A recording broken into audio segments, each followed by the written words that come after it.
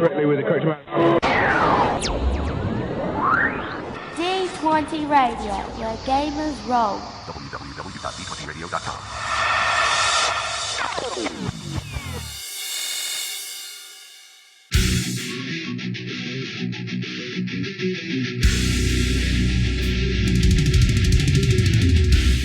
Welcome to Me and Steve Talk RPGs, a podcast where me and my friend Steve try and help you get the most out of your role-playing game experience.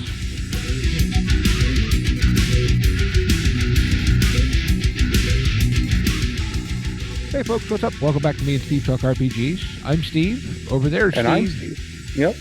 Over here, Steve. We're going to talk some RPGs. We're actually going to continue the topic we promised last week. Right. We actually have a plan, so this can only go downhill from here.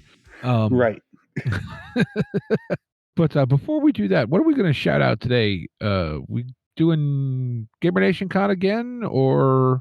Well, we can. I might as well put my bad news out there. So as much as I've been excited to come to Gamer Nation Con, due to unforeseen and unfortunate circumstances, that is not happening for me. But it can happen for you. You only get to meet one Steve if you go. Well, there may be other know. Steves there. Well, In fact, I'm trying to remember. Yes, Brett is an honorary Steve now. So technically you could meet two Steves. Yeah. So we'll put Brett in my stead. And actually, you know what? Technically now Chris is an honorary Steve too. Correct.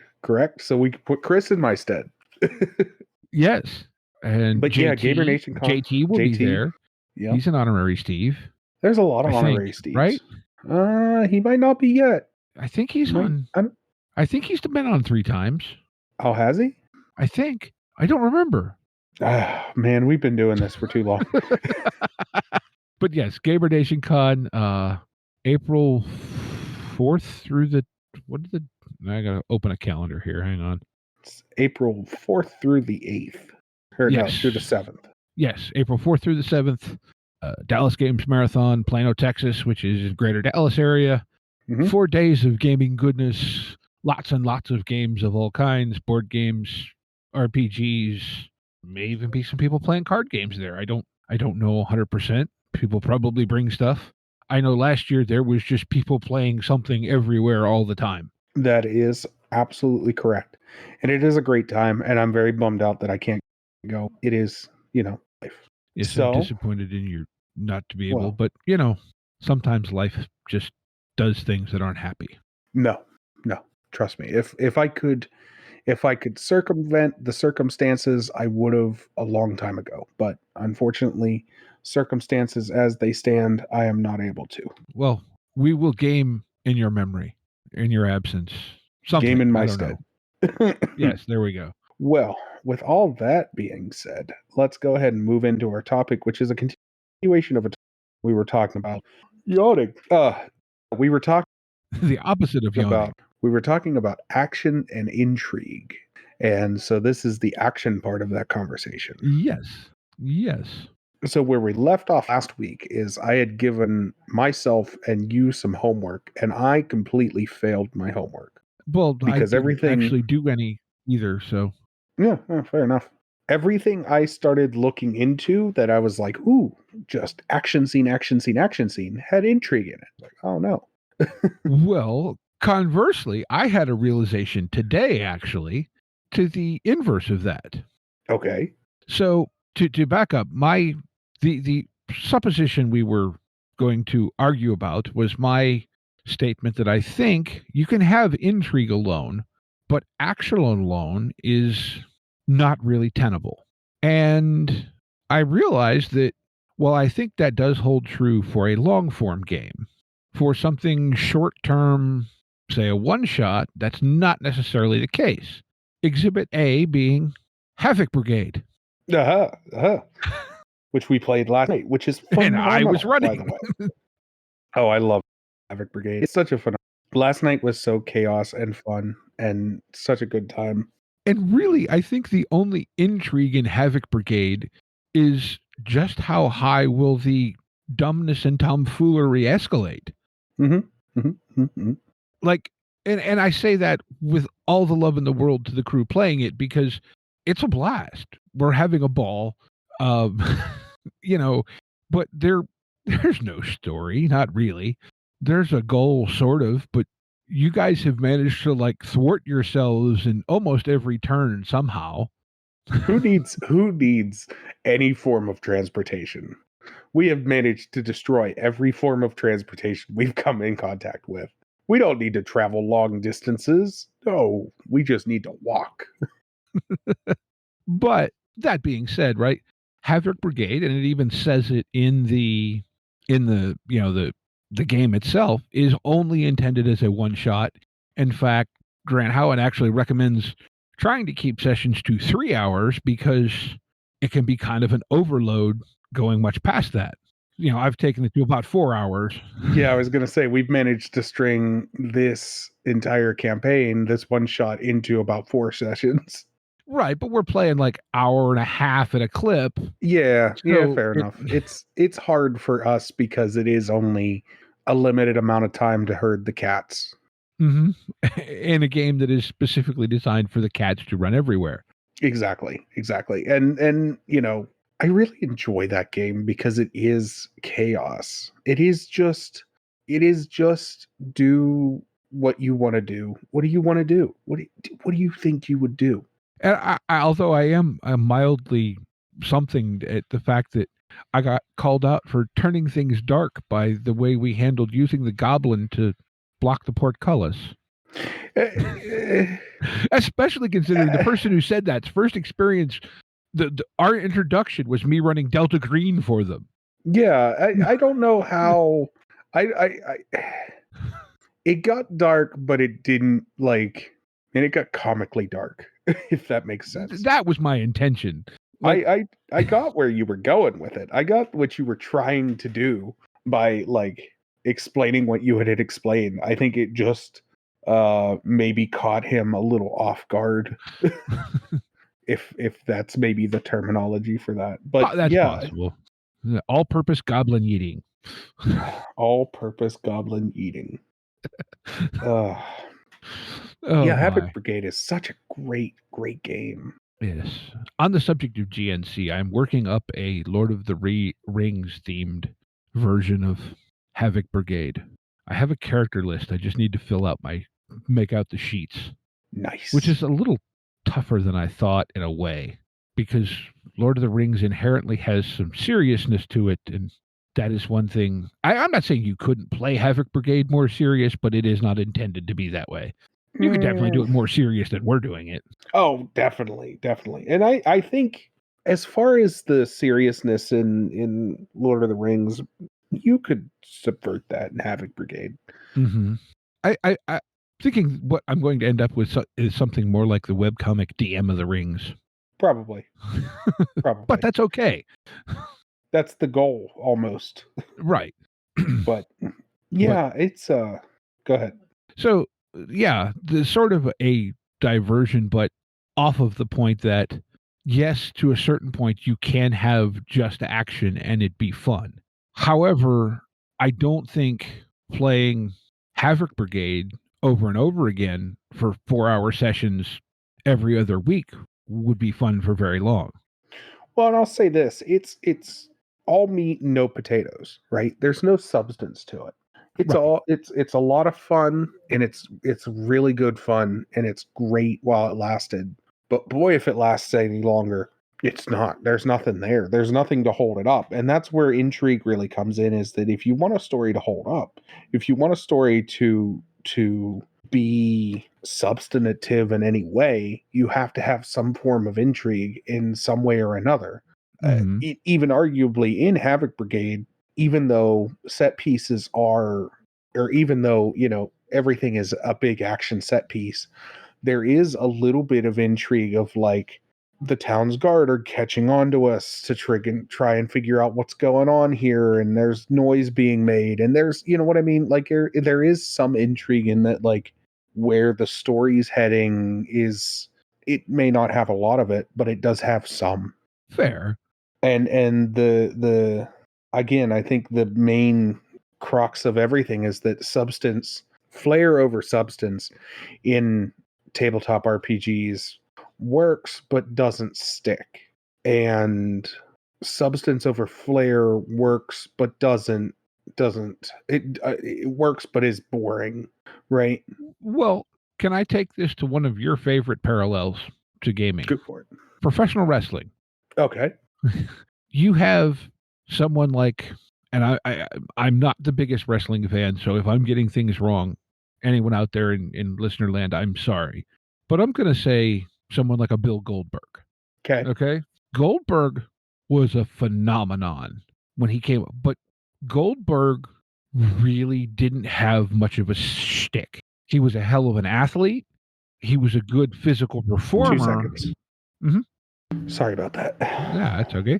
So anyways, you were talking about Goldberg being much of an athlete, but not much of a performer. Yeah, right. He didn't have, other than just being kind of a maniac, he didn't have a lot of, camera charisma as opposed to, and I'll just point to someone who I didn't see much of early in their career. Most of my exposure to them was, past their physical prime, but someone like a Ric Flair, who may not have had the physical talents of a Bill Goldberg, but had the charisma and the swagger and the showmanship to sustain himself much longer in that business because of that, even though, physically he wasn't a match. Okay, so I'll say a couple things, and just to stop the comments. First off, yes, I agree with you. However, Ric Flair does have a lot of physical talents. Just compared to the size of Goldberg, he is not as physically daunting, and I agree with you on that. Secondly, that's why managers exist in wrestling. So that idea of somebody who is talented but terrible on the mic, or talented but has no persona, that's why people like Paul Heyman exist, because Paul Heyman can come out and talk for anyone and make them sound like they're awesome. Mm-hmm. And meanwhile, if they were to get on the mic, somebody like, I don't know, Brock Lesnar, who's a current wrestler, or someone like I don't know any. I'm drawing a blank on any like former wrestlers that would be a good fit for that. But anybody who's not great on the mic, that's why wrestling managers exist, because they're there to pump up somebody who doesn't have a good mic presence, or maybe they have a character that doesn't talk for a particular reason or another. And so I get where you're coming from. You either have a face or you have a body, and so the idea is that you're either the physical embodiment of wrestling, or you're the spoken embodiment of wrestling, essentially. Well, I'm not trying to say, just to be clear, that Ric Flair was not a physically talented wrestler. I'm saying no, and most I of know my you exposure to him came that's why when he was well past his physical prime, but he still had, to put it in the context of the action intrigue conversation, Goldberg was all action. Right. Ric Flair, in his prime, I'm sure was very good at action and very good at the intrigue. As he, aged, he still had the ability to do the intrigue, but it enabled him to keep going despite his action capacity coming down. And I know that's a really, really odd analogy, but no, I understand where you're coming from. I get the logic behind it. It's just, I just wanted to assuage some of the comments before they got to you, because I knew you weren't trying to be like, oh, well, Ric Flair has no physical abilities. I just wanted to get ahead of it before the wrestling fans. I love the wrestling community. Sometimes wrestling fans, you know who you are. You know who you are. You know you're out there. And I know that comment's going to pull them out of the woodwork, and they're all going to be like, what was Steve talking about? Like, Well, but this kind of goes to my point about the sustainability of action alone. Right? Bill Goldberg had a brilliant short career in, what was it, the WCW at that point, I think. It would have been, yeah. Ric Flair wrestled for how many freaking years? Oh, yeah, exactly. No, he started back when there wasn't even a W.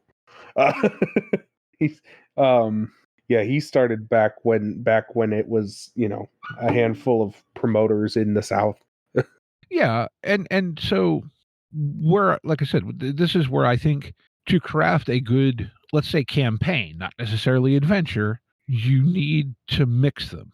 Well, I definitely or agree. you're better off mixing them than trying to go one exclusive of the other. I definitely agree, and I think for one shots you can go to one extreme or the other.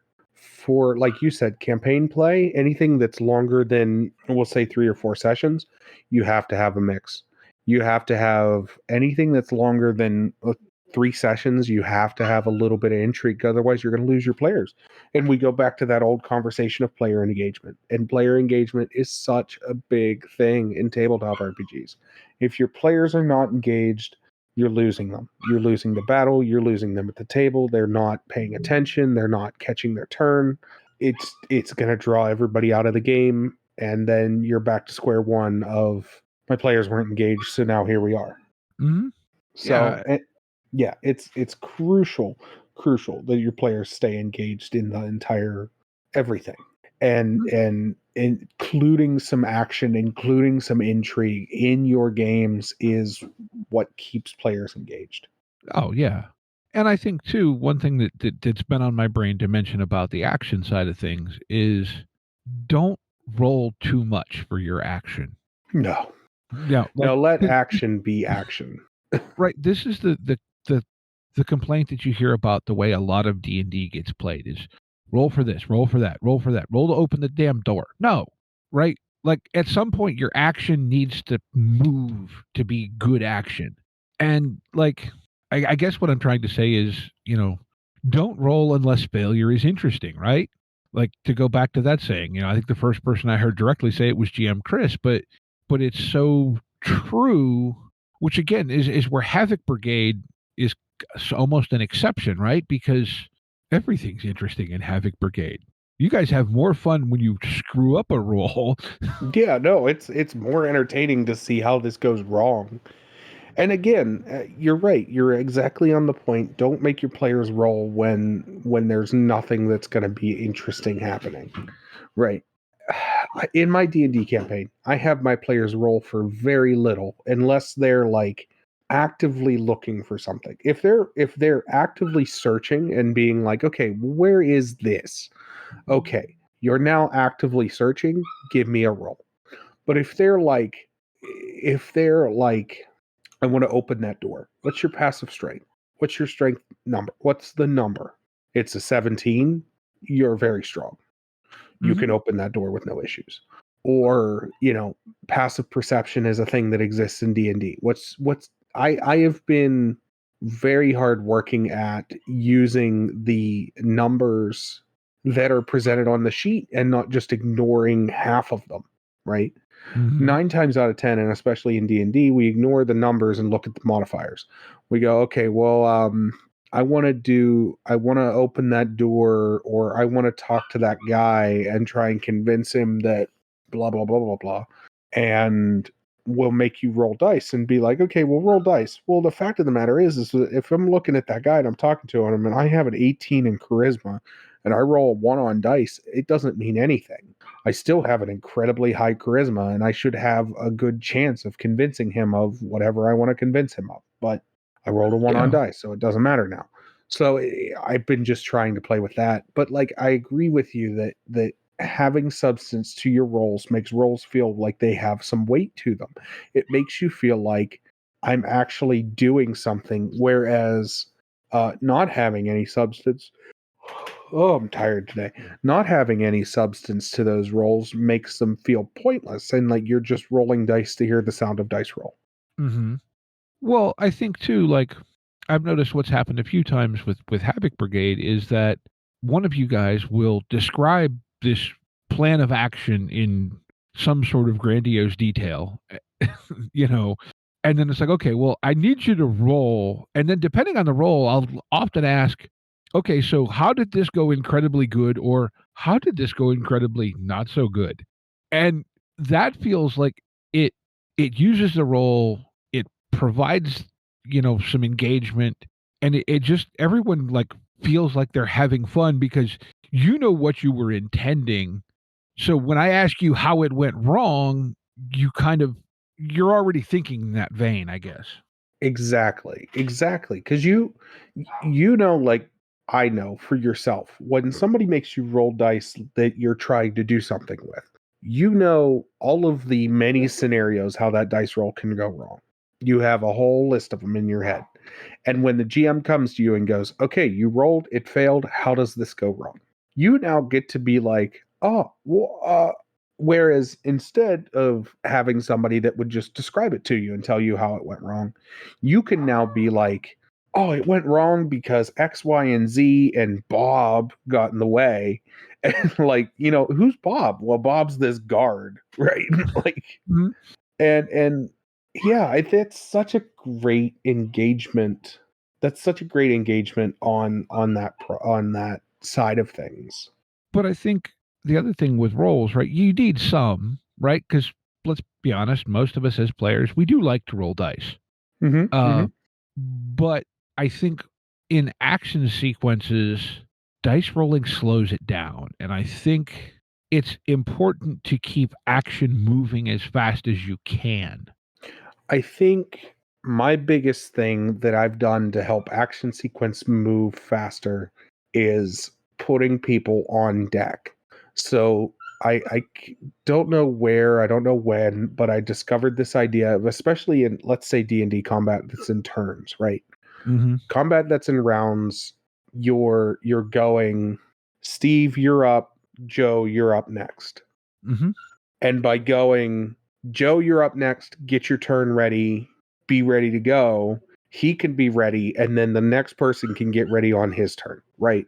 Right. And you can have a really smooth flowing round of combats that don't get too hiccuped in the oh, well, do I want to do this or this or this or this?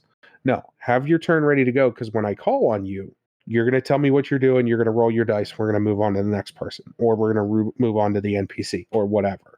And if you don't have that ready, I'm not going to sit there and be like, why didn't you have this ready? But I'm going to, I put it on my players to make sure that they are ready to go when it's their turn, so they can keep the flow of everything moving, so we can get a big coherent story at the end, instead of, I don't know, we wasted 20 minutes in the middle because so-and-so had to take their turn. Mm-hmm. And it's I just try to keep it on my players of like, okay, you're up next, you're after the NPC, right? Like, boom, boom, boom. Now in Mm-hmm. Genesis, that doesn't necessarily work because anybody can pop in at any order, but Genesis doesn't have that problem per se because anybody can pop in any order. So instead of having somebody be like, oh, I'll take my turn, and then they have to think about it, they pretty much know what they're doing because they're choosing to take their turn when they chose to take their turn. Right. Yeah, that's one of the things that system does, is it actually requires a much more constant engagement, but you feel like you get something from it. Right. And having that active initiative system really helps, and I really give Genesis a lot of credit for that. Among other things, I really like that system. I'm just sort of tired of playing it. We played a lot of Genesis for a long time. I have a weird relationship with it. I really like it, but there are elements to it that I'm not as satisfied with as I could be. Let's put it that way.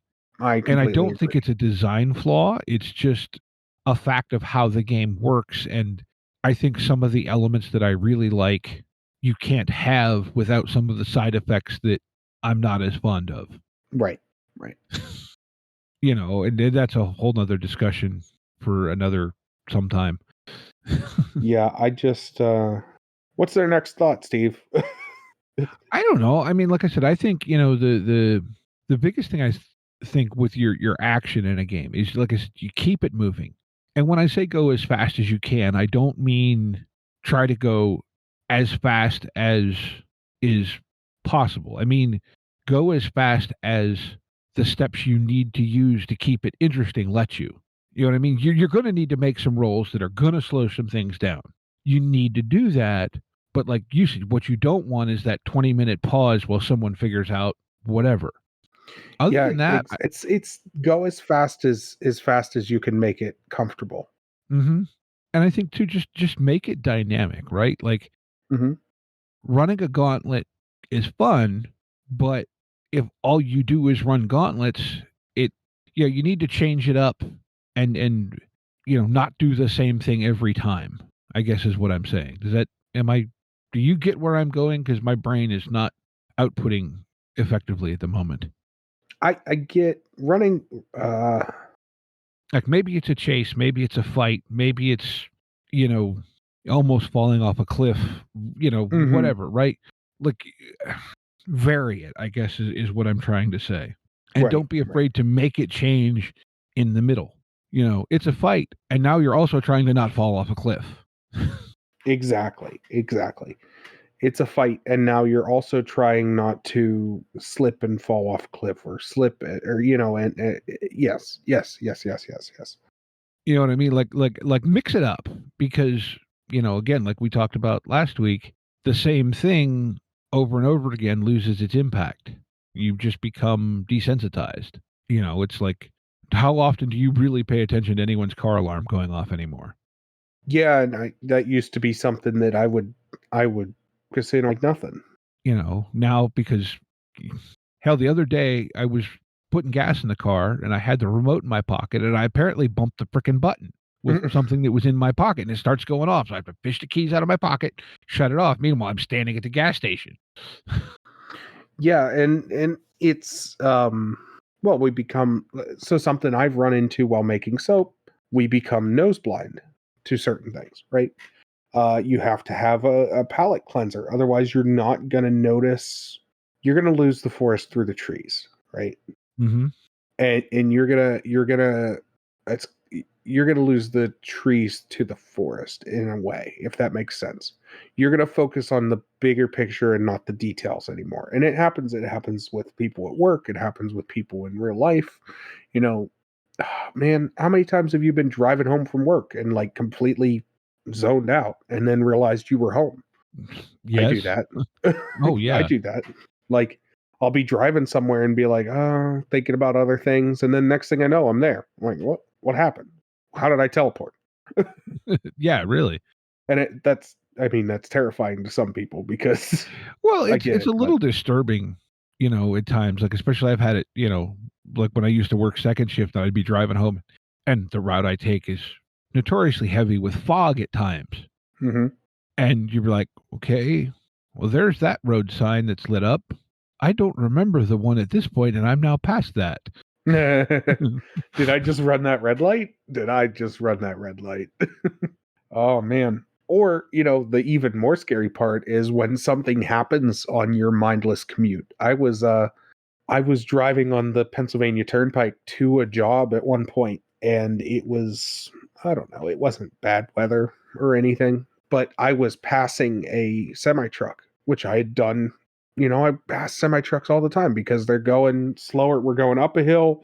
The car can go up the hill faster than the semi truck. It's just a matter of fact. Passing the semi truck, and the truck didn't see me. I was in his sort of blind spot right where the trailer is, and he started coming over on me. But that'll snap you out of a trance like nobody's business. Mm-hmm. Yeah. Or the time I had somebody come into oncoming traffic at me, I was like, whoa, what's going on? It just snaps you out of it. And sometimes using that, and that can be an action set piece, or that can be a narrative piece to snap somebody out of that trance, especially in a long play campaign. That's good. That's a good thing to use. Well, that's like, I know I mentioned it last week, right? You're setting up that something's off, and right as they're getting a handle on there's something that's off, but before they figure out what it is, you slap them with an action thing that needs their attention. Mm-hmm. You know what I mean? Like, okay, that's a very generic description, but that's kind of what we're talking about, right? Not so much deliberately keeping them off balance, but in a sense, not letting them get too balanced, because then everything loses impact. It's blowing on someone on a tightrope, right? They're up there, they're balanced, they're holding on, they're doing the best they can. Somebody comes along and just goes, and now they're falling, right? Immediately. And that is that little gust of air, that little just act of doing that can just throw your players off and can add a little bit of intrigue, can add a little twist to a situation, can change the way we're looking at things, right? Like it's crucial that you use and subdues your players as appropriate, right? You have to be able to throw them off, get them into sort of it's familiar but not, right? Well, I mean, to paraphrase an old saying, familiarity breeds, and I just lost Complacency. the word. Yes, that actually was the word I was looking for. Thank you. Yeah, familiarity breeds complacency, and complacency is the opposite of engagement, effectively. Yeah, if you have a complacent table, you don't have an engaged table, and I'm sorry. And if you have a non-complacent table, that doesn't necessarily mean that you have a engaged table either. That just means that they're just not putting up with it no more. Right. But yeah, so I don't know. I mean, what else can you think of around action other than, like I said, I think the key is to kind of balance the two, and you can definitely favor one over the other depending on where you're going with a game, and there may be games out there that work fine as almost all intrigue. I Well, I think the I balance think a swinging. game. Go ahead. No, go ahead. I was in my opinion, for whatever that's worth or not worth to anyone, I think it's more effective. Okay, I'm trying to think how to say this. I think if I have to pick between a game that is almost all intrigue and minimal action versus a game that is almost all action and minimal intrigue, I'm going to be much happier with the more intrigue heavy option. That said, closer to the middle the better, probably, in my opinion. Mm-hmm. I agree. I definitely agree that I want something a little bit more down the middle and not so much both ends of the spectrum. Although I respect and enjoy both ends of the spectrum. When I want something that I'm playing weekly, monthly, regular basis that I'm invested in, I want something that's got a lot of intrigue, a lot of action, and got a nice balance to it. Mm-hmm. And striking that balance is finding the balance that works for you and works for your table is going to be completely subjective. Mm-hmm. There is no objective facts to what balance to hit when it comes to action over intrigue, and it's all because everybody prefers something different. You might have a group of players that is absolutely invested in intrigue and enjoys some action on occasion, but is here for the story, is here for the investment, is here for the mystery of it all. Mm-hmm. That's great. That's fantastic. That table is going to lean more towards intrigue. You're going to throw in action as a nice little break, and you're going to keep it mostly intriguing. In the inverse, you might have a table that is a strict group of they just want action. They just want big set pieces. They just want exploding cars. They want, ridiculousness. Great. That's fantastic. Just, do what you got to do. And if they want that action, throw them action. Mm-hmm. But no, I agree. It is going to vary by player and by table and everything else. So yeah, it's all up I'm to not your sure what players. else there is to say on that. I don't think there is much. And I think with all that being said, we move into Game of the Week. Woohoo! Game of the Week! Game of the Week! Game of the Week! All right. I got one. All right. What do you got? I have a game called The Tower and the Garden. Okay. And it is run off of Forged in the Dark. And I'm sending you a link here in 2 seconds. Boop, boop. The Tower and the Garden is a cyber metal tabletop RPG. Not so what it's I was about guessing from that title. Yeah, that's not what I was guessing from the title either, but it's about surviving in a refugee city, the Garden, in the shadow of an exclusionary fortress, the Tower. You protect the people. You'll play as cyborgs, mech pilots, magic wielders, rabble rousers pitted against various factions, all vying for control over the garden. Demon lords, criminal enterprises, cultists, and corporate-sponsored fascists. Hmm. It's all the things. It's all the things that I like, and it's also got a really cool art style, which I respect. I like this. Like there was that Matt Damon. Is it Matt Damon? What was that movie where he's got the? Is that Elysium? Is the name of the movie? Have not seen it. No, still not drawn it. Okay. The idea was that he like basically work in area and like it's one of those kind of movies. It's a really I Okay. really enjoy Elysium. But yeah, it's Matt Damon. He's got a mech suit. It's a sci-fi future type movie. It's kind of a crazy movie, but yeah, it's that kind of idea where the rich have secluded themselves in an area and the poors are left to fight for their own. And yeah, $11.99 drive-through RPG. Sounds interesting. Setting sounds really neat. Yeah, and set in using the rule system forged in the dark, which is a great rule system. I hey, something to check out. Yep. Okay. Sorry, I'm trying to write here and. No, you're fine. All right. So I have one that actually kind of dovetails into yours a little bit, I think. And I don't know, maybe we brought this up a while ago. I don't remember it, but the name sounds vaguely familiar. I've just sent you a link in a green room. I think it's called the Gaia Complex, is how I'd pronounce it. Okay. It is it's about 2 years old, so a little more than 2, actually. No, wait, this is 20, yeah, 2.5. It's a cyberpunk game. It's apparently an original system. But anyway, it's a cyberpunk game set in what they're calling New Europe, which is a single sprawling metropolis that covers much of what is currently known as mainland Europe. It's set in the year 2119. There was a Third World War. I think there's like 12 giant metropolises in the world now, but they're all isolated because of fallout from the war and whatnot. So it's basically a giant mega city cyberpunk, but there's vampires. Mm-hmm. It actually looks really cool. There's a the game itself will set you back 19 and change for the PDF, but there is also a quick start, which is free, and I downloaded it, and the art is really cool. And the storyline, like the info on the setting. So yeah, toward the end of the 21st century, there was a Third World War, became known as a resource war. Small pockets survived the war, forming 11 metropolises, which have managed to grow and prosper on account of development, blah, blah, blah, blah, blah.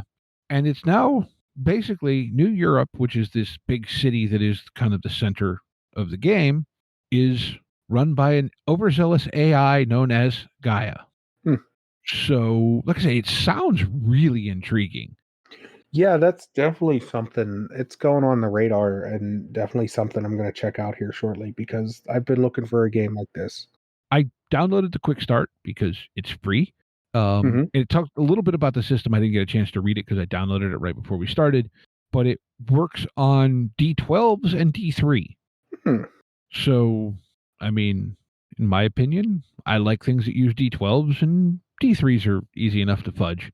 Yeah, it's easy enough to do a D3. So yeah, but like I said, it looks really cool. The art, like the images are very neat, very cyberpunk, and to a certain point, I actually kind of really like the idea of mega city cyberpunk. As much as I love the classic R. Talsorian setting as well. Yeah, there's something about mega city cyberpunk that's just cuts to the core of it all. Mm-hmm. But yeah, very cool. Well, as always, links to everything are in the show notes. Discord, Patreon. If you can't join the Patreon, come join us on Discord. If you feel like throwing us a couple bucks on Patreon, good on you. You'll get some cool content out of that, and also the exclusive dibs of saying you're on the Me and Steve Patreon. thank yous in the show notes, that kind of fun stuff. Yeah, all kinds of stuff. Gamer Nation Con, we reminded everyone of that at the top of the show. That's coming up soon. PGX, again, coming up in October. Cool stuff happening there. And as always, we want to remind everyone to be kind to one another and get out there and play some RPGs. Yep. Take care, y'all. Intro and outro music by the band 12 Noon. You can email us at meandsteverpg@gmail.com. You can find us on Twitter and RPGs. Find us on Facebook at Me and Steve RPG Podcast, on Discord at Me and Steve RPGs, and as always, all of these links are in the show notes. Thank you, and be kind to one another.